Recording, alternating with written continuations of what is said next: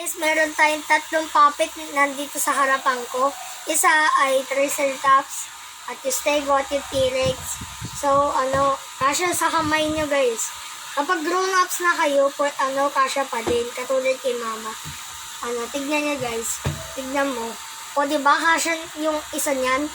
Ito yung, guys, yung hari ng dinosaur. Yung T-Rex. Ito naman yung spiky dinosaur. Tsaka yan naman ay kumakain niya ng halaman. Ito, kumakain niya ng meat. Mahilig sa meat. Tsaka guys,